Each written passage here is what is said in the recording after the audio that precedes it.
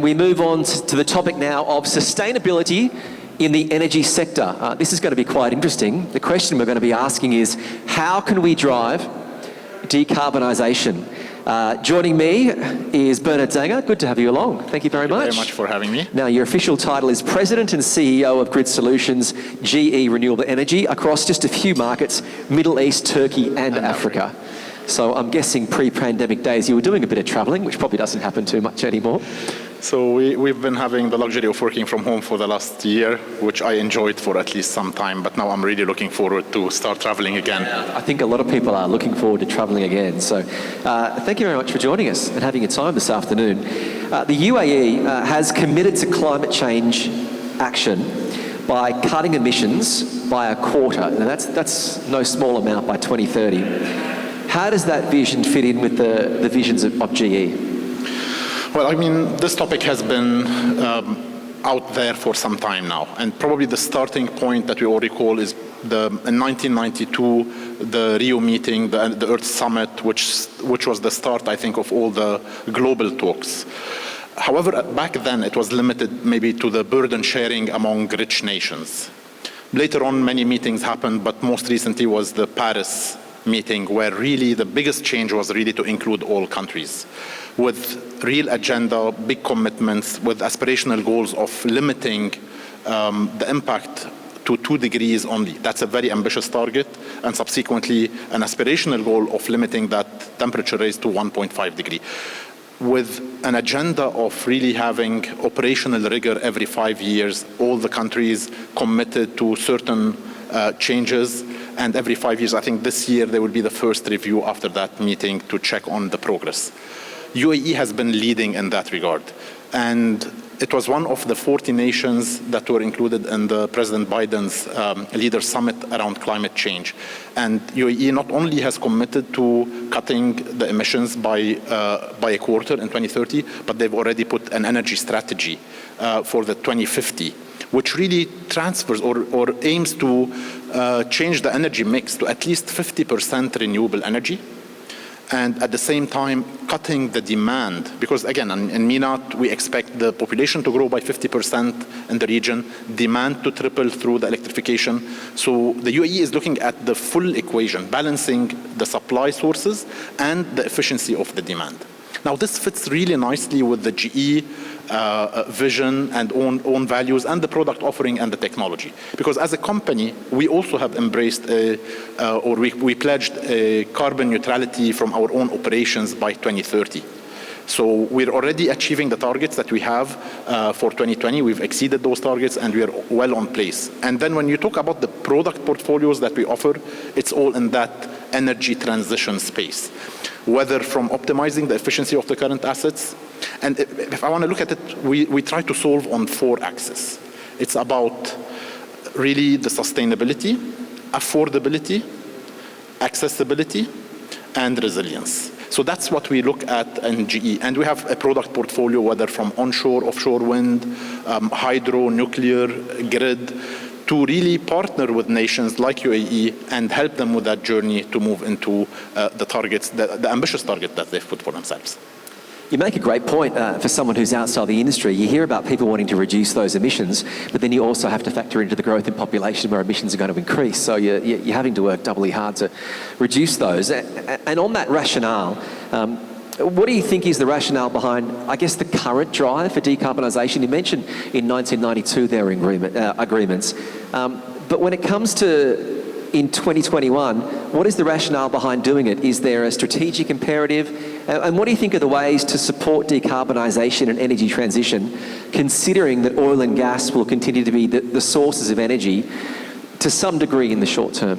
Yeah, absolutely. I mean, you mentioned whether it's a strategic and important imperative. I mean, we've all heard the slogans about saving the planet and saving Earth. I mean, let's face it, the Earth has been there for 4 billion years and it's probably going to continue for another 4 billion. What's really in question is which species is roaming the Earth during that time. And in reality, by taking action now, we're only saving ourselves. I don't know if it can be more strategic and demanding on all of us today. And if you look at the history of humankind, I mean, in the last 100 years, we've kind of consumed the oil reserves that we've had. So do we really want to be remembered as the generation that came to Earth, took all the resources and left it in a bad shape for the generations to come? And I think this should be an eye-opener for everybody and drive a lot of actions. Now, we understand that energy, you cannot flip the switch off today, stop all economic activity across all sectors, wait until we build renewable energy, and then flip the switch back on. It's a journey, it's a transition. So we need to live with what we have today.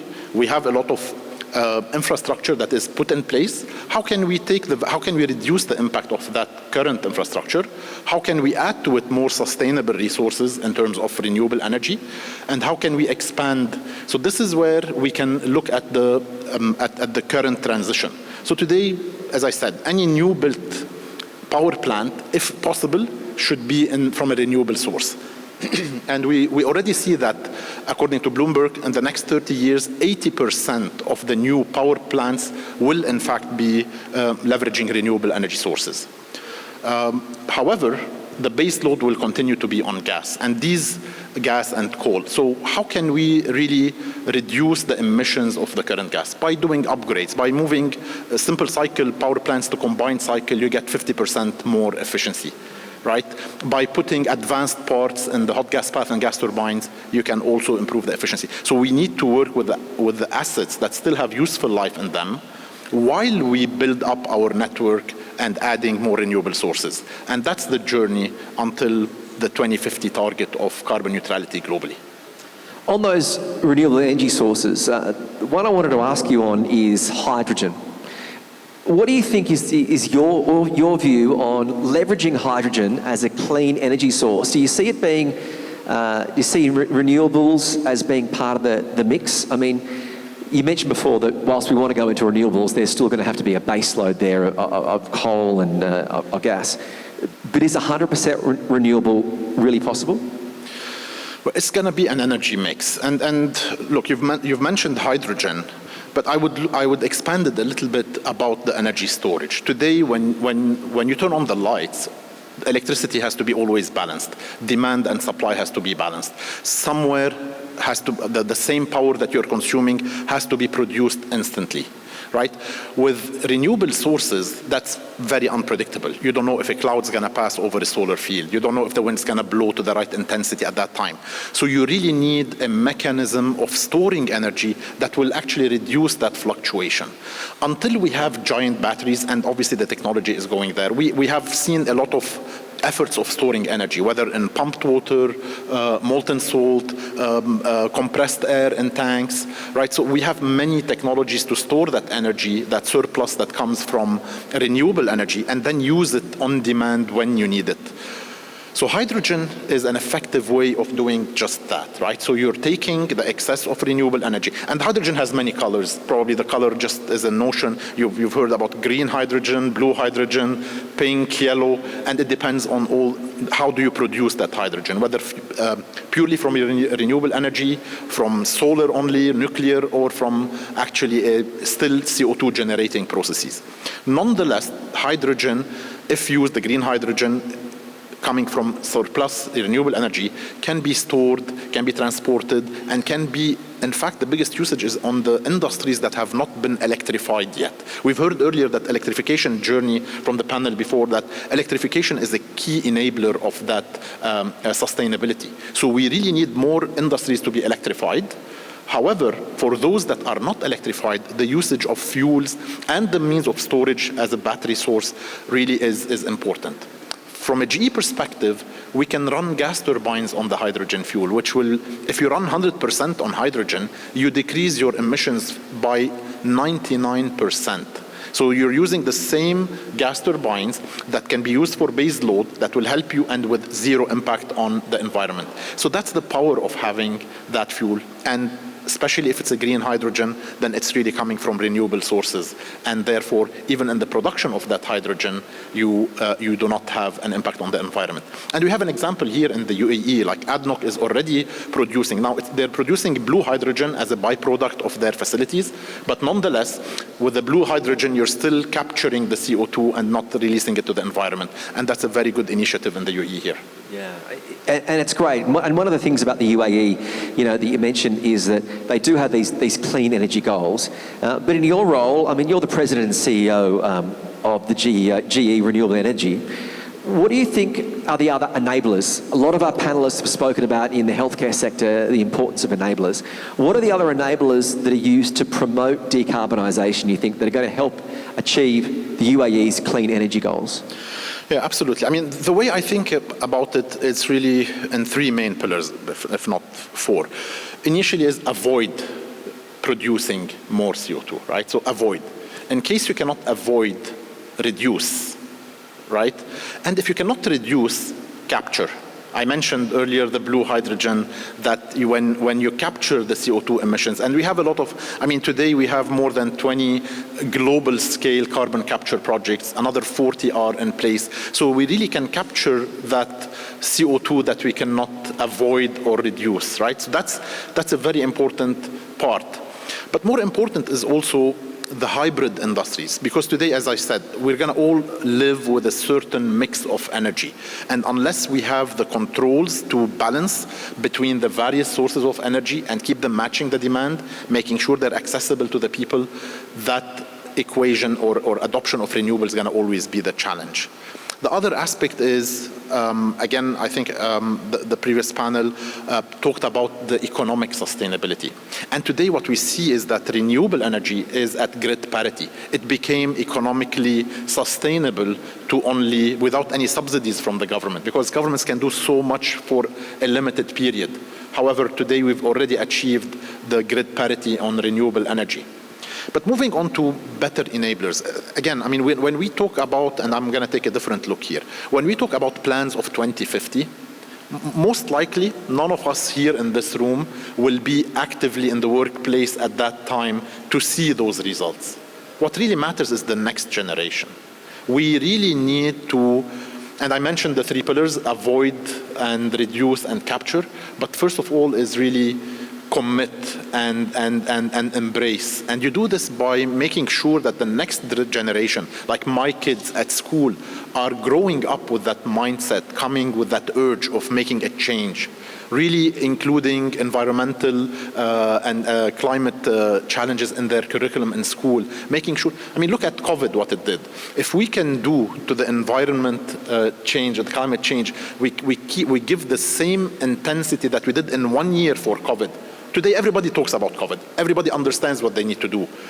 Everybody knows that they need to do social distancing, wear masks, right? This is really a key thing. Can we elevate the climate change to become as urgent on everybody's mind, especially the younger generation, for them when they become the next leaders of the future and the next politicians, so that they will make sure they see our plans for 2050 coming to fruition? Yeah, it's a great lesson, isn't it, about how kids can adapt so quickly and how their vision of change is so different to ours. But also, you're right about COVID. How can we, it'd be a great thing if we could model, how can we get humans to change their habits so quickly the way they did with COVID-19? If only we could work out how to do that, would be, we'd be solving a lot of problems. We're just running out of time, so one last question for you, Bernard. How do you see digitisation and smart grids in supporting energy transition? Yeah, absolutely. I think, look, it's good to have renewable sources, right? And it's good to drive electrification of industries. But if you don't connect the load and the supply to each other, then you're not getting anything. So today the grid voted the biggest invention of the whole century, by the way, and the most complex machine. If you think about it, without the grid, there is nothing. There is no computers, no internet. And it is, in fact, but it's very complex and it evolved organically. It was not designed from a blank sheet of paper. So that's why the complexity. And today the grid has been designed with a central source of power and unidirectional flow to a load that is using it. With today's, it's called the prosumers. Like everybody can be actually consuming and generating power. You can have solar panels on your rooftop. Nobody knows with the EVs where you're going to be charging them. So the dynamic nature of the next generation grid requires, first of all, expansion of the grid assets themselves. It requires a new thinking altogether of how you ensure grid resilience and how do you ensure the capacity of dealing with that change in demand and the nature of load and all this intermittency in power. And you need a lot of digital tools, whether you're talking about asset performance management, whether online monitoring, whether load dispatchability. So you need a lot of digital tools to control and be the brain that allows that energy transition to happen. So grid will be always the enabler that connects all the various power generation assets to the various loads and that we are expanding and eventually will help us achieve those goals. Hearing your passion, it's no surprise you've ended up as the president and CEO of Grid Solutions. Shouldn't come as a surprise to anyone. You've done very well. Thank you. Thank you very much. Thank you very much for having me. It's been another great discussion. So thank you to Bernard Dagher, President and CEO of Grid Solutions, GE Renewable Energy across the Middle East, Turkey and Africa. In just a moment, our next panel is going to be focusing on energy, maritime and sustainability. So another panel coming up very soon. Thank you very much.